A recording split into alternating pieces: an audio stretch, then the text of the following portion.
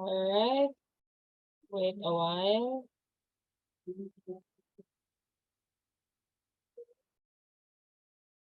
Can you see my screen? Thumbs up if you can see my screen. Everybody can see the screen.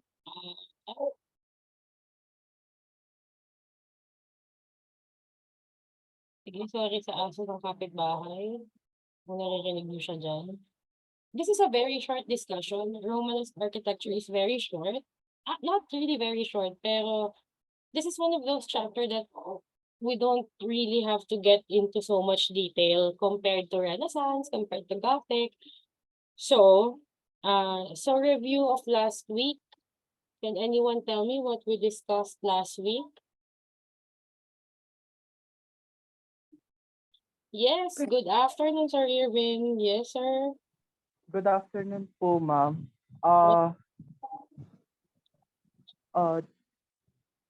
Last Saturday or last meeting po, ma'am, we've talked about the early Christian and Byzantine architecture.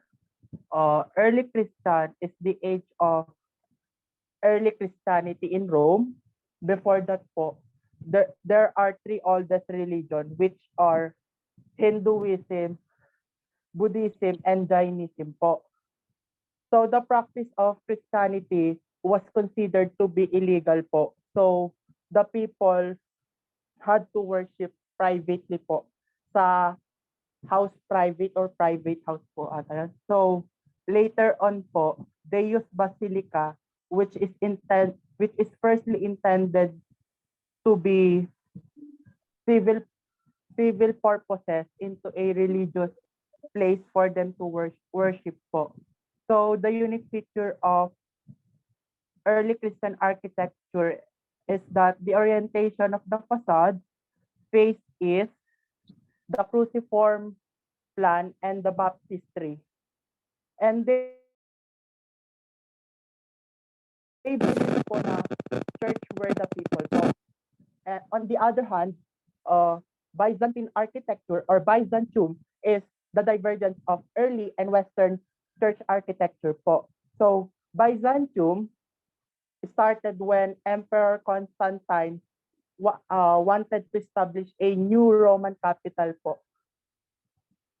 Tapos po, they valued or appreciate the aesthetic of building like colored mosaic glass po sa ceiling.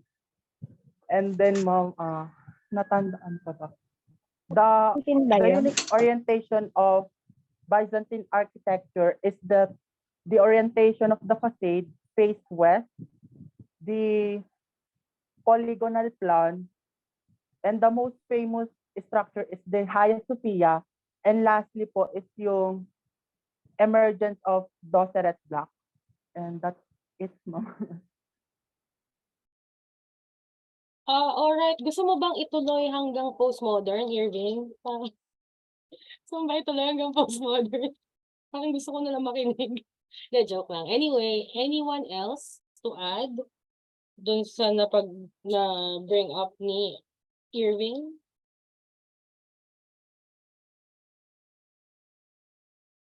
Anyone else?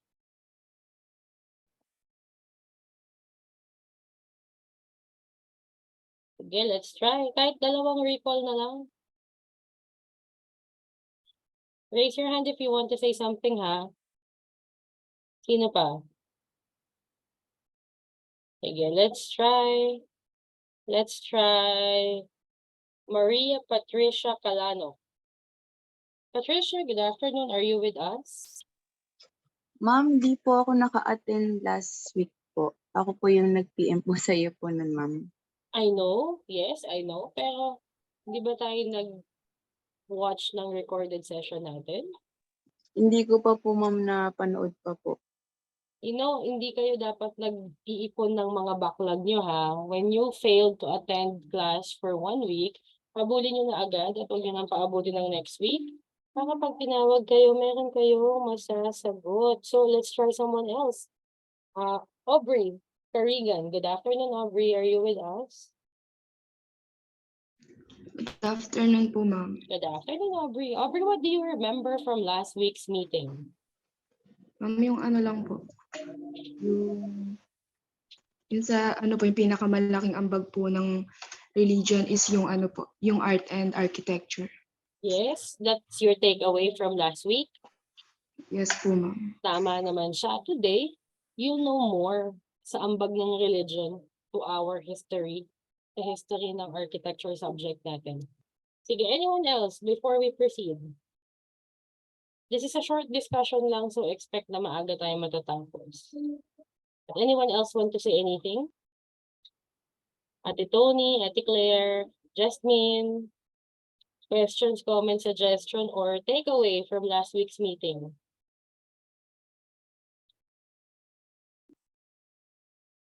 Wala na silang takeaway. Anyway, yun nga. So we discussed early Christian architecture. Ito yung phase kung saan nag-emerge pa lang yung mga public gatherings or public religious gatherings. Mas private yung practice nila. Pero at that's on the onset pero nung naglao na, we had the basilicas already. Ito na yung naging parang prototype ng mga churches from then until now. And then for Byzantine architecture, we learned about the emergence of the dosseret blocks. That's a structural innovation, by the way. Ngayon, we'll learn more structural innovation from Romanesque architecture. So, did you read on your assignment for today? Yes po, ma'am. Yes, Sir. Is that Sir Irvin? Is that Irvin? Yes, you read? Sige.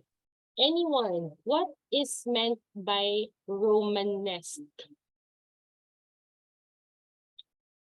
Anyone would like to try a guess? Or kung nagbasa tayo, we know already what the meaning of Romanesque is? Yes, Sir Irvin.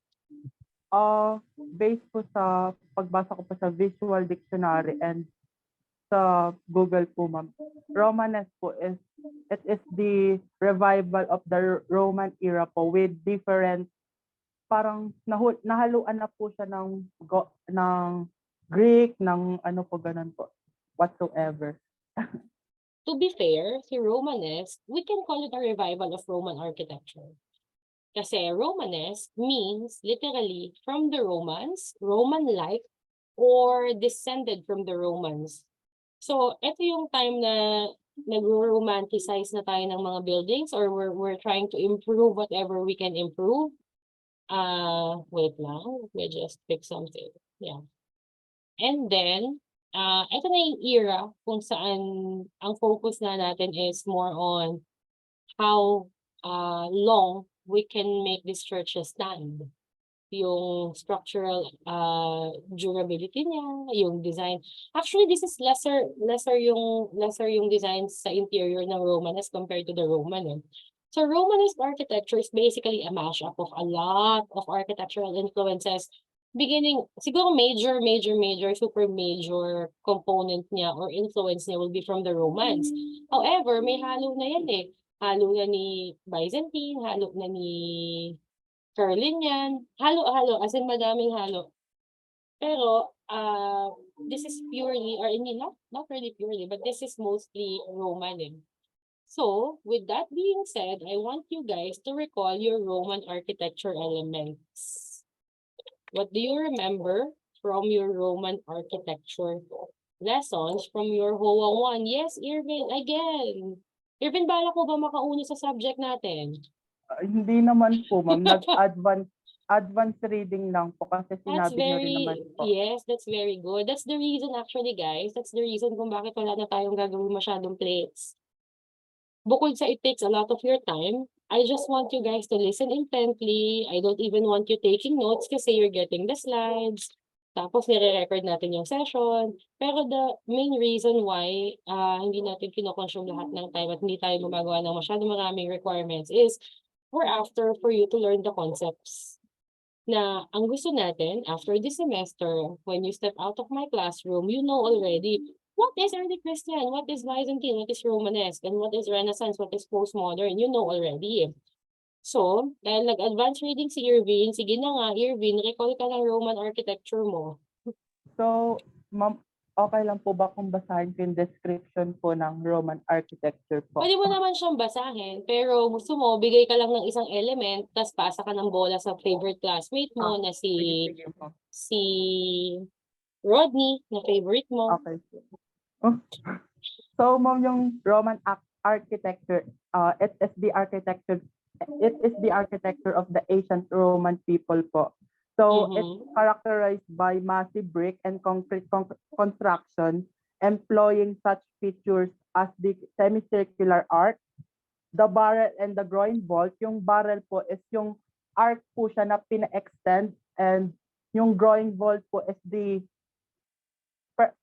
perpendicular of the barrel po is hindi ko na Intersection. It's Yeah, the intersection intersection po, of ma'am. two barrel vaults. Tapos and the dome, so a simplicity and grandeur of massing often combined with elaborate detailing, the elaboration of the Greek orders such as Tuscan, Etruscan, and composite orders po, as purely decorative motifs for the adornment of facades and interiors, and the use of marble lining, mosaic, and molded stucco in interior. So, sunod yung pinaka kilala pong structure po na nangyari po sa Roman architecture po is yung aqueduct. So, ipapasok ko po yung kay Fatima yung kung ano pwede sabihin ng aqueduct. Fatima, tinanong ka ni sir. Ano lang po sa nare-recall ko lang po yung aqueduct po, yung parang yung ano po ba yan, yung anuhan ng tubig po ba yan? Tama po. Yes, correct. Sige, let's explain Isa-isay natin yung sinabi ni Irvin. You had your barrel vault, you had your vaults, you had your dome, you had your arches, primarily because the Romans discovered cement. They discovered the pozzolan, di ba? Yung pozzolana na type ng semento, they discovered that. Another, yung sinasabi nating aqueduct, starting the Roman Empire, mas nagbigay sila ng emphasis on hygiene, cleanliness, di ba? Kung si American occupation in the Philippines ang nagbigay sa atin ng mga latrine or ng mga maayos na plumbing system, sa history natin, it was the Romans who started the yun bang meron na silang emphasis sa paligo, sa pag-supply ng water, sa pag-drain ng water. So they built the aqueduct. It's a daanan ng water supply. Remember in your Roman architecture, you also had your thermae. What is a thermae? What is a thermae? Ma'am, ito po yung ano po, yung Roman po na, yung panahon po nun, yung para po siyang ano, yung sa ano yan, yung bath po na nagsasama-sama po sila na Yes, it's a public bath. You know, guys, I still have my notebook from my board exam. So this is my technically my Bible for all the subjects. Lalo na sa HOA because this is one of my favorite. Actually, dalawa lang pala tinuturo ko. One is HOA, one is BU na electrical. You can actually watch that kasi it's also uploaded. So if you want to have your advanced study for your electrical systems, you can watch anytime. So yun na nga, going back, the Romans, they put so much emphasis on cleanliness that they had the thermae. Diba? May iba-ibang parts yung thermae. That's one of the public buildings of the Roman architecture. Civic buildings. So meron siyang caldarium, yung hot bath, as in caldero, as in caldarium. And you have your tepidarium, you have your frigidarium, you have a lot of places in your Roman bath. Pero that's beyond the point. Nag-review lang tayo. Anyone else want to recall anything about the Roman era architecture? Doon sa mga naka-off cam na ayaw mag-on cam, hindi ko alam kung anong tinatago nila, nahihiya ba sila. Let's try one person. Daniel Sarmiento. Good afternoon, Daniel. Daniel.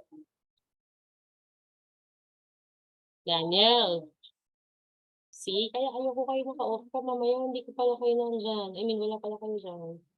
Let's try someone else. John April Sinadhan. Good afternoon, April. April. Yes, good afternoon. I hope all is well with you. But can you help us remember or recall any Roman architecture elements that you can still remember? Ma'am, architecture was crucial to the success of Rome. Yung both form of architecture po like temples and basilicas and its utilitarian buildings like bridges and aqueducts played important roles in unifying the empire. Ano po yung some key structures of ancient architecture in Rome and are basilica, amphitheater, residential housing block, granary building, aqueducts, public baths, and triumphal arches. And additionally, the three most important architectural features developed by the Romans are the arc, vault, and of course the dome po. Yes. Thank you so much, April. I would like to hear more of you. Kasi I like how your voice registers in my headphones. Baka isama kita mag-DJ. Anyway, yun nga, our Roman architecture, madami silang civic buildings. That's one of the reasons. I mean, that's one of their way. That's one of their way to show their strength. 'Di ba? During this time of the Roman era, nagsasakupan sila ng lands. One way to show your strength is by, mayroon kaming malaking temple, meron kaming malaking basilica, meron kaming malaking therme. Ano meron sa inyo? 'Di ba? It's a kind of a show off for them. Again, beyond the point of our review, we're getting carried away. Thank you for your participation. Kasi I think my Wednesday class needs more energy. Anyway, anyone else who want to recall the elements of their Roman architecture? Volunteers? Anyone? Wala? Okay, let's move on. Oh, hi Claire. Claire, sorry. Sige, bago tayo mag-move on, what do you want to say? Ano po, yung naalala ko lang po sa Roman architecture, yung constructed po siya ng post and lintel. Yes, Yung ano po, thank you so much. Thank you so much. Thank you, Claire. Post and lintel is one of the most important contributions. Now, we still use it until today. Di ba, Claire? yes po, ma'am. We still use it until today. What we mean to say by post and lintel? Poste, tsaka biga. You still use it in your conventional structures now. You have your post, you have your beam. Di ba? If you ever need help sa ibang subject with regards to construction, you can always ask me. Pero that's one of the conventional systems of construction that we have. Anyway, anyone else who would want to say before we move on? Say something, say anything. Yes, wala na. Sure, we can move on. Janela, walang gustong sabihin. Rodney, Cristel. Patricia, Vivian, wala. Lay, let's move on na muna. Sige, save your energy for later. So, just a brief recall on Roman architecture. Tama lahat ng sinabi ng classmates nyo. Irvin, April, who else? Sino pa ba yung nag-recite sa atin kanina? Si Claire, who's the other one? Oh my God, nawala na yung name niya dito sa itaas. Anyway, sorry. So, tama lahat ng sinabi nila. But more importantly, ito yung mga basic pointers that you have to remember about Roman architecture. So the Romans heavily based their architecture on Greek architecture. For example, kung anong meron sa Greek, meron siyang Roman counterpart. Agree? Yung Greek gods nga may Roman counterpart. Yung buildings din nila, yan yung ultimate mangungopia. So yan yung kaklase mo na pinakopya mo na wala man lang binago kahit konti para hindi kayo mahulog. So, I'll just want to put emphasis on that. So sample, where is my HOA2? Sample, we have, in the Greeks, we have 3 periods. So we have civic buildings for the Greeks. We have the Odeon sa Greeks, like a theater. May theater sila. Meron silang mga monumental gateway, like your propylaea. Meron din tayong mga triumphal arches. Similar, hindi man sila super similar in function kasi triumphal arches are constructed based sa name niya is pag meron tayong victory against the other. So, meron din tayong mga temples in Roman, meron din tayong May Agora si Greek, di ba? May Agora si Greek as marketplace. Meron ding Basilica si Roman as parang public trading place, public meetup place, place where scholars can meet. So yung mga minor legal matters, that's where they discuss it. So second point, the structures are all big. Remember, I told you, payabangan yan before. Paano ko papakitang powerful ako? Malaki building ko. So they had colossal structures, they had elaborate ornament on their interiors. This is different with Romanesque architecture kasi Romanesque architecture, very, very few lang. Very sparse yung ornamentation niya. Limited, meron, pero hindi ganun kadami like the Romans. Pagpunta natin sa Renaissance, yung OA na yung mga decors natin. Especially when we go to Baroque and Rococo. So, again, yung sinabi ni April and ni Irvin, arc, dome, and vault, very evident during the Roman era. Dahil meron silang konkreto, it's not hard to do. Then they had colonnades and column capitals. The column capitals are listed in number 8. The Tuscan, Etruscan, and composite orders. Marble, granite, and alabaster yung mga number 1 building materials nila for the interiors. And we have stucco finish and mosaic. So that's a run through of your Roman architecture for you. And now we go to Romanesque architecture. You know, one of the more important things in Romanesque architecture is still anchored on the religious beliefs of Christians. During the early Christian period, we were concerned, saan tayo mag-worship? We need a place, we need to expand. And they were successful, kapag-expand na sila. During the Byzantine period, they focused on the interiors, the field, the peg. How do we keep the people inside the church? Now, in the Romanesque period, they had what they call a pilgrimage. Look at the map.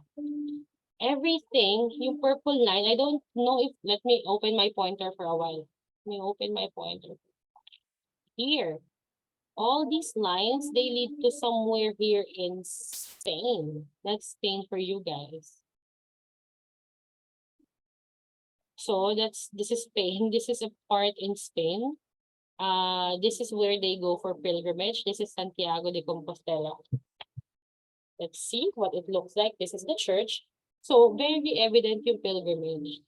We just have to discuss this kasi for continuation. Remember early Christian, paano tayo mag-start? We built something. We built the church from the ground up.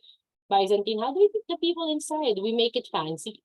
Now, si Romanesque naman, sorry, meron na silang pilgrimage kasi siguro naabot na nila yung peak ng belief nila, and then they think na if they do this, they deepen their relationship, they deepen their understanding in their religious aspect, di ba? In their, paano ba?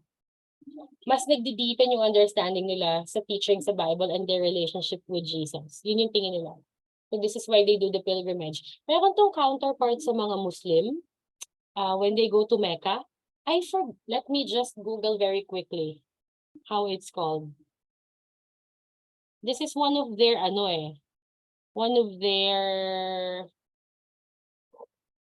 parang core na responsibility, di ba? Like they have to pray 5 times. So etong journey to Mecca, this is, how do they call it? It's the Hajj.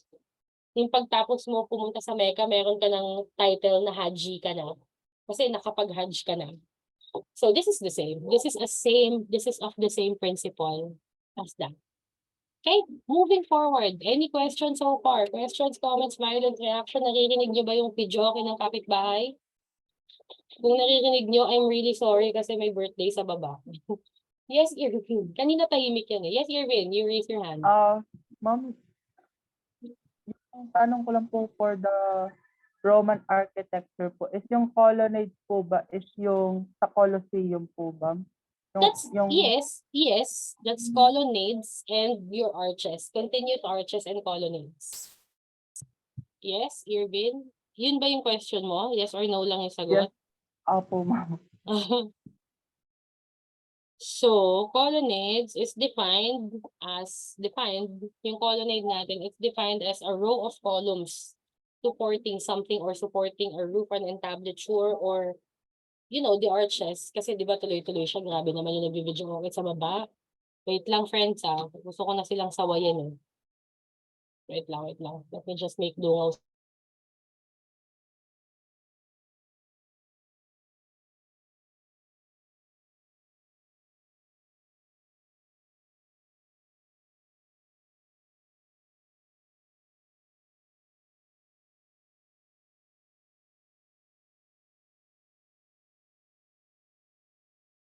Anyway, sorry, naririnig niyo ba? Nag-feedback ba sa inyo yung video okay sa baba? Hindi naman. So, okay, sige. Kasi ako nababother kasi naririnig ko, napipikon ako. Anyway, Romanesque architecture, it took inspiration from your Roman buildings. Can anyone tell me what is in the photo?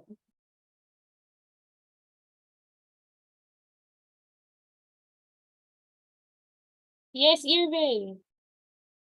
Ma'am, ano po?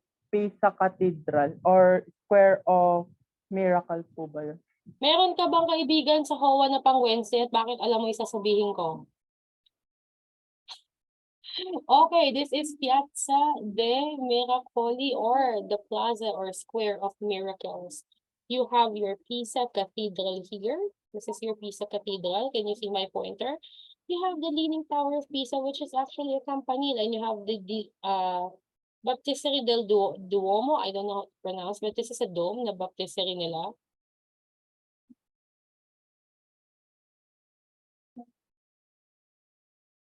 Okay, sorry.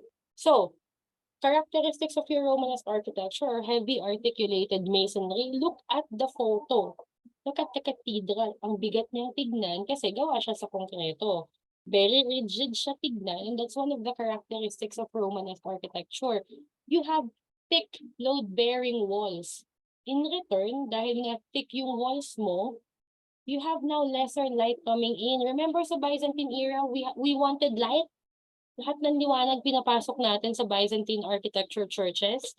Now, since you have thick load-bearing walls, mas maliliit na yung bintana, mas maliliit yung opening. Look at this one. This is so small. Compared to the height, the width of this structure, these openings are small. You're not getting the right amount of light. So, medyo dark, medyo solemn yung feel sa loob. Kasi it's not as bright as your Byzantine churches. Okay, all right. Questions, comments, suggestions? Wala naman. And then, in the in Romanesque era, you also have your what we call a buttress pier. Does anyone know or can anyone guess what a buttress is? Wala. All right, let's move on. Yung buttress, remember in Byzantine, they had a dosseret block. It's a structural component. The buttress is also a structural component. So later on, we'll see what a buttress is. But for now, let's focus on the tawag dito, characteristics of your Romanesque architecture. Your churches are now Latin cross plans, not Greek cross. Meaning to say, mas mahaba yung one end ng cross. This is still, you still have your nave, you still have your transept, you still have your apse. See? But during the Romanesque architecture, nagkaroon tayo ng mga towers.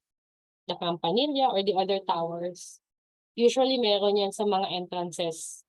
Tinuloy ito ng mga Gothic churches. Diba? Aside from the Gothic churches being pointy, almost all Gothic churches, they have a tower sa entrance. Both sides.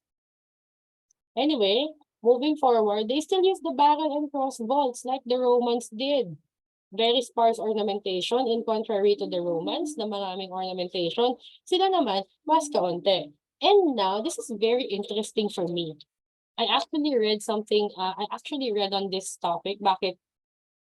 When we come back or nung nag-progress tayo into the Romanesque era, our facade is now facing the west again. And this will continue until we finish the churches. So it's only your Byzantine architecture or Byzantine era na naka-face sa east. Nasusundan pa natin. One of the reasons in the Romanesque era was kung bakit nilagay nila yung entrance again sa west is para yung altar namin nasa east. Yung altar nila gusto nilang nasa east. That's one of the reasons kung bakit nila nilagay. Remember, the east is where the sun rises. They wanted the sun to rise on the altars. Yes. So, aside from knowing ano yung characteristics, ano yung itsura, I think it's also important that you know kung bakit, kung paano, 'di ba? Kung kailan nila naisip yun, ba't nila naisip yun, what made them come up with that decision. And there you go. Ladies and gentlemen, you have it now. Now, this is your buttress. Can anyone pinpoint nasan yung buttress dito? Okay, the buttress is an exterior support which is usually made of masonry, bato, buho, semento. These are your buttresses. So the buttress is a structural component that is used to support yung load ng pader dahil load-bearing yung mga walls natin. I think one of the reasons din bakit nila nilagay ito ng load-bearing walls yung nasa gilid is to eliminate the column sa gitna. If you know, if you're familiar with Quiapo Church, anyone, Quiapo Church in Manila, yes, walang column yan sa gitna. Unlike other churches, di ba? Other churches, meron kang aisle, meron kang nave, may dalawa kang aisle, meron kang nave sa gitna. Tapos, sa pagitan ng nave and ng aisle, meron kang mga poste para isupport yung dos aguas mong bubong. Sa Quiapo Church, wala. It's all load-bearing walls. So, the buttresses are structural components used to resist the side thrust created by the load sa taas. And they had arches, These are your buttresses. Any questions so far on the buttress? Questions, comments, suggestions, violent reactions? Wala pa naman. Everyone is following. Yes, thumbs up na kung gising pa. Lalo na yung mga naka-off cam. Gising pa? Gising si Krista. Thank you, Krista. Thank you sa mga naka-off cam na gising. Anyway, let's move on. Let's move on. So, another feature of your Romanesque architecture is the corbelled arches. This is what you call a corbel. It's usually a support sa wall, nakakabit, to support something like an extruding beam. For decor, you see these are the corbels now. These are the corbels. Another definition of your corbelled arches, if you will read on this, is the way how it's constructed. Diba your usual arc, meron kang keystone? Remember, the arches in your Roman architecture, you had keystones. Okay, you had a keystone here. Yung corbelled arches, ano yan? Meron kang dalawang bato ulit sa taas na slowly magmi-meet, dalawang bato ulit sa taas na slowly magmi-meet, dalawang bato ulit sa taas, slowly magmi-meet hanggang sa mag-meet sila sa gitna. Gets? I think gets niyo naman. It's very simple. So that's your corbelled arches for you. And now, the domes. You have your arc. This is your arc. This is very prominent during the Roman era. Colosseum is just arches, di ba? Okay. So yung arc, kung nasa SketchUp ako, pag hinila ko to, pinush-pull ko to, I will get a barrel vault. These are mostly used sa entrances. Pero they used it as kisame nila. As in the buong church. And then you have your groin or your cross vault. This is an intersection of your two barrel vaults. This is what you call a groin. Yung point of intersection niya is what you call a groin. Nasusundan ng lahat, masyado mabilis, masyado mabagal, mahina, malakas yung boses ko, Sakto lang? Yes? Yes. So far, naiintindihan natin lahat? Yes? You know what I like about this class? Aside ng advisory class ko kayo, and I tend to form more connections sa advisory class than the other classes, that everyone, most of this class, nagpa-participate sila. Kahit yung mga naka-off cam, nakikita kong nag-react sila whenever I ask something. Pero mas okay sana kung naka-on cam kayong lahat kasi wala naman tayong tinatago dyan sa mga mukha natin. Anyway, moving forward, this is an illustration of a Romanesque church. A very quick Google search will actually give you this one. So this is your barrel vault. This is your arches. Nag-extend tayo to make a barrel vault. Yung intersection ng dalawa is your cross vault or your groin vault. These are the groins. This is interesting. in this church alone, in this illustration alone, you can actually see na dahil nagkaroon siya ng polygonal tower over a square base, you also have your pendentives. Diba? It's not part of the Romanesque era, pero still, it's very good to note lang. So here, you have your towers, again at the entrances. Most of the Romanesque churches have this, but almost all Gothic churches, they have this. Aside from their pointy like that. Aside from their pointy, they also had the tower. So you have your buttresses as structural supports. Remember, in the Byzantine era, ang structural support na pinauso natin ay yung dosseret block. Now, you have the buttresses. When we go to Gothic architecture, you will also meet your flying buttress. I think I can actually show you. Kaya lang nandun sa laptop ko yung file. Sorry, nasa PC tayo now. Anyway, yun, you still have your apse, you still have your ambulatory, you still have your nave, you still have your aisles. It's still essentially the same except nagkakaroon tayo ng mga minor changes. Nagkakaroon tayo ng minor additions. The towers, they were not there. This kind of window is what we call a rose window. Some of the Romanesque churches actually have this kasi di ba mixture siya ng a lot of architectural influences. Pero the rose window, we will discuss this in Gothic architecture kasi yun yung naging identity ng Gothic architecture, not Romanesque. But you will see this in Romanesque churches, some of them. Moving on. This is the plan of the Worms Cathedral. This is the Worms Cathedral. You see the towers. May tower sa gitna, sa intersection ng vaults. May tower sa magkabilang dulo. Now, can you tell me, in this plan, nasan yung entrance nito?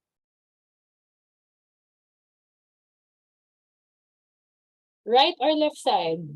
Hula, dalawa lang yan, Left side po. 50-50. Sino yung sumagot ng left side? Jasmine po. Jasmine, sige. Raise hand kayo para makita ko naman kayo kasi 'di ba pag naka-video umaangat yung naka-raise hand. Anyway, yeah. Thank you, Jas. Tama naman. Nasa left side kasi your facade is now oriented where? It's now oriented in the west. So when we look at that here, nasan siya? Ito siya sa kabilang dulo, friends. Ito kasi intersection niya here, this one. So ito yung entrance mo sa kabila. Okay? So this is an example of a Romanesque church. Another example, this is actually one of the churches that I presented during the first meeting. Do you still remember the slides na I put churches or structures as backgrounds? This is one of Yes those. po, ma'am. Okay, so again, we now have your buttresses. You have smaller windows than usual. You have your corbelled arches. You have your barrel vault, you have your cross vault, you have here your tower. Diba? So it's in every bit a Romanesque church. Again, yung interior nito is also sparsely decorated. So moving forward, any questions, comments, suggestions, violent reactions bago natin tapusin yung klase? Tapos agad. Tapos agad. Actually, kasi maikli lang si Romanesque. Maikli lang yung lecture natin on Romanesque architecture. Ready na kayo for a quiz? Masasagot niyo ako? Sige, dahil sinabi niyo masasagot niyo ako, can you guys, for a while, open your messengers? And I will send a link now. You don't have to answer it now. You have to answer it. You still have, wait, 1, 2, 3. Deadline will be on Tuesday, 12 noon. Para fair sa kabilang klase kasi I gave them the same amount of days. Oh wait, no, not Tuesday. Yours should be Wednesday, 12 noon.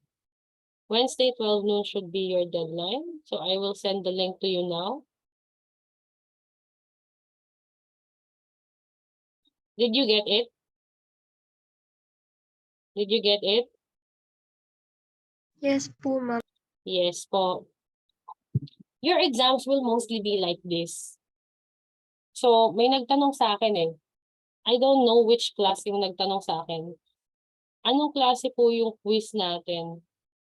Since we're focused on concept learning and learning the concepts, learning the history behind it, learning the story behind it, bibihira tayo magkakaroon ng identification.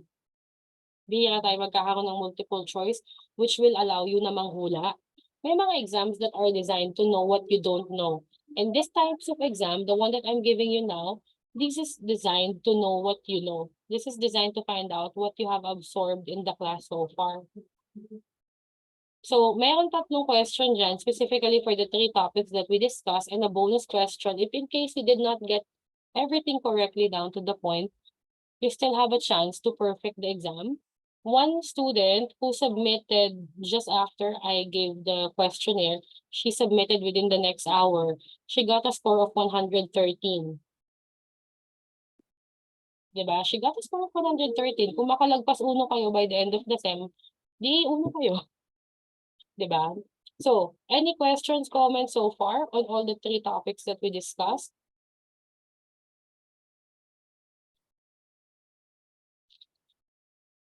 Questions, comments, violent reactions, reklamo sa prof, ano?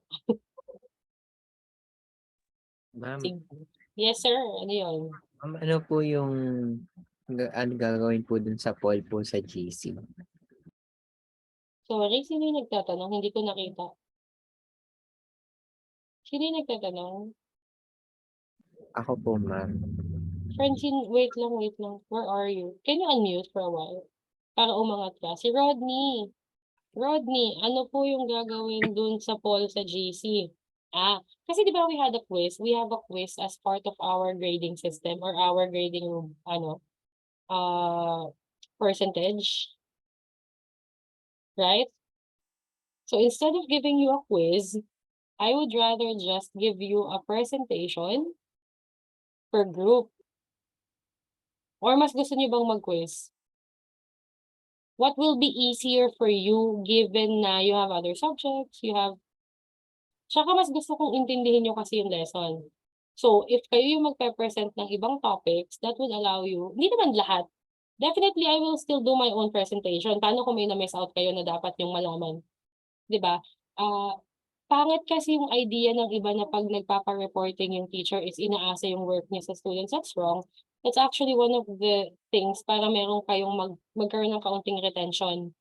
And the fact na I will still be doing my own presentation just para meron tayong basis din kasi we still have to follow the syllabus.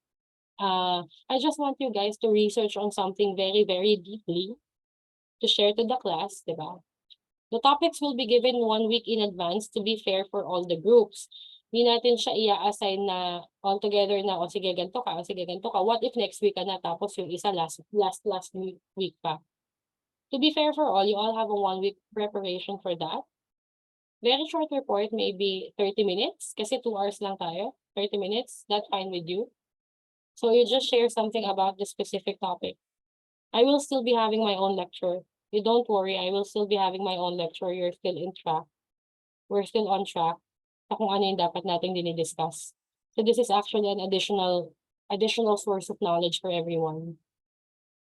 Did I answer your question, Rodney? Apo, ma'am. Thank you po. Okay lang sa'yo o masama loob mo? Hindi po. Okay po, ma'am. Mas maganda po. O mas gusto mo mag-quiz? Mag-quiz na tayo. Ayaw Actually, po. mas mabilis sa akin mag-grade ng quiz kasi pare-parehas kayo ng sasagutan. Anyway, to wrap it up, since wala kayong tanong sa akin, para ma-enjoy nyo rin ang weekend nyo, Romanesque architecture is mostly your vaulted masonry ceilings. All masonry, you have your thick load-bearing walls, therefore you get less light. You have your buttress piers. This is the first time that the buttress pier has surfaced in our lecture. Next week you will still hear about the buttress pier, but with the addition of a flying buttress. That's for your Gothic architecture. Latin cross plan, meaning mas mahaba na yung isang side. Na obvious na yung haba niya. You have different types of crosses. So the Latin cross is longer on one side. You have the addition of your towers now and your campanile. Sparse ornamentation, and your facade faced west. Your altar is oriented in the east. Any questions, comments, violent reactions about today's lecture and last week's lecture? Na-realize ko lang, sakto lang pala yung lecture time natin kasi you're supposed to do your lab din, di ba? May lab din yung HOA nyo, like you do your plates din. Sakto lang pala yung time natin na allotted. Sige, questions, comments, suggestions, or whatever. You know, you don't really have to take notes pag nagka-klase tayo. Just the important parts that you have to remember because you will get the slides. You will get the YouTube recording or the Zoom recording in YouTube na surprisingly, may nanonood ng class natin. Kasi yung ibang class walang nanonood. So, thank you for that. At least I know na nag-review at nag-aaral tayo. Ano pa ba? Ano pa? May question kayo, comments? Naririnig niyo ba yung video? Okay, mag-mute kasi ako kung oo. Yes, Irvin. Questions, comments, suggestions, violent reaction. Ma'am, yung next na lesson po natin is yung Gothic architecture Yes, po ba? correct, sir. It's Gothic architecture, so you can read Okay in po, ma'am. advance because it's in our syllabus. So far, nandun pa tayo sa SEM schedule natin. Hindi pa tayo nalilate. On track ba tayo? Siyempre, pangatlong meeting pa lang nito. Anyway, yun. Sorry, reminder lang for anyone who has not yet filled out the Google form for the class assessment that I gave out, please fill it out. Kasi that's where I get insights kung ano pa yung pwede natin i-improve sa class discussions natin. I read a lot of you, or hindi a lot, siguro mga 10 out of 120 nagsasabi na mabilis to masyado yung flow ng discussion natin. If mabilis tayo, you can pause, you can ask me to pause at any time to give you time to absorb the lecture. Pero so far, I don't see the need so far. Meron akong other class, I think that's my Wednesday class na nagkaroon ako ng issue with my headphones. So I actually had to buy a new one. Nag-level up tayo ng headphones. So that's the only way that I can know your concerns with regards to the teaching and the subject.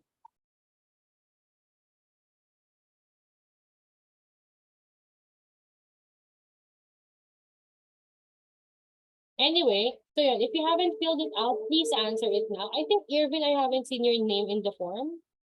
Or have you answered? Ma'am, nasagutan ko na po siya last Oh my night. God, let me just check that kasi I haven't seen your name. Anyway, if anyone na wala pang sagot, please answer it today. So I can read on your sentiments and flaws, questions, comments, suggestions, and violent reactions. Any question with regards to our lecture today? Question, Fatima, Rodney, Claire, Irvin, Jasmine. Clear, all clear to you, yung differences nila?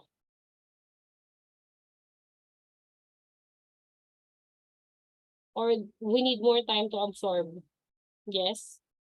So I think you absorb the basics and then we can just summarize this in the end para alam natin yung differences ng influences nila. Alam natin yung different innovations that they gave to us. Diba? Per period. So, anyone, questions, comments, suggestions, or anything else? Tony, Vic, Sevrix. Oh my God, sorry for that. This is recorded. Sevric, comment.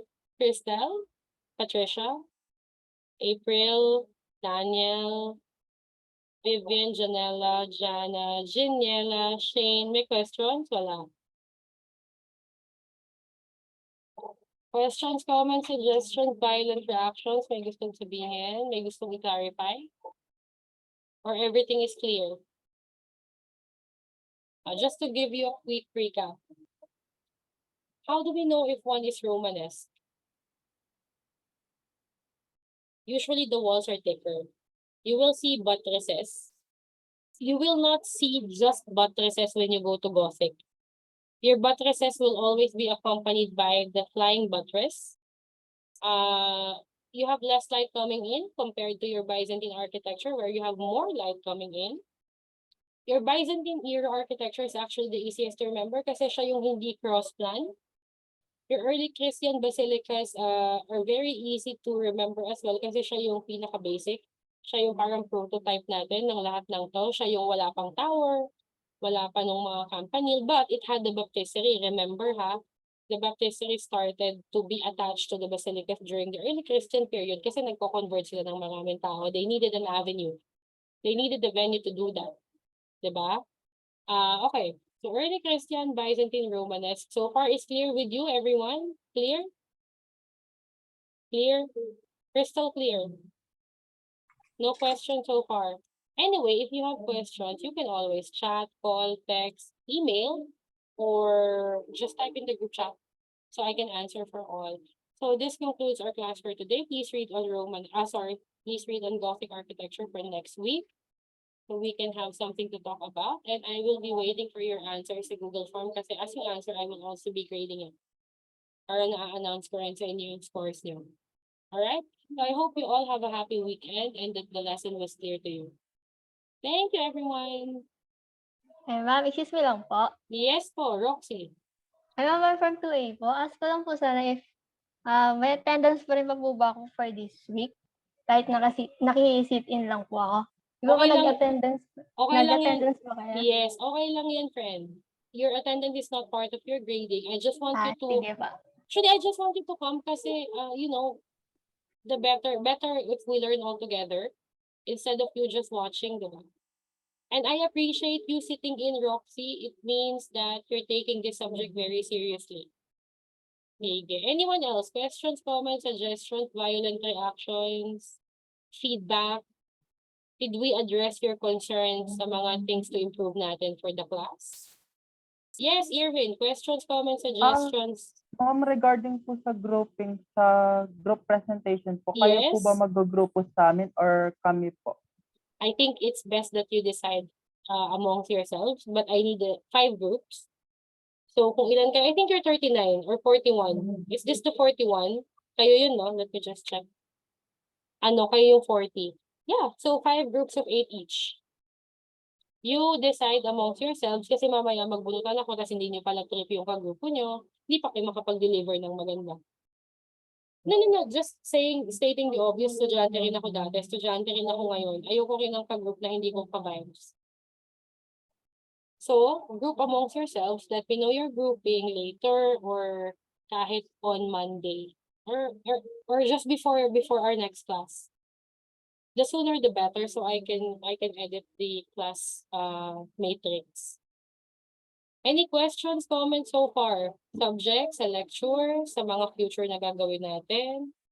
Meron ba kayong gustong gawin natin? Like, gusto niyo pa ba ng 15-minute break sa gitna ng lecture? Sige. Feeling ko naman wala na kasi very serious na yung look ng lahat ng tao. And I do hope that you really understood our lectures from the beginning. So, thank you so much for this week, guys. I hope you learned something new this week. And let's meet again Saturday next time. This time next week. Thank you, guys. Have a happy weekend. Bye-bye. Thank you so much.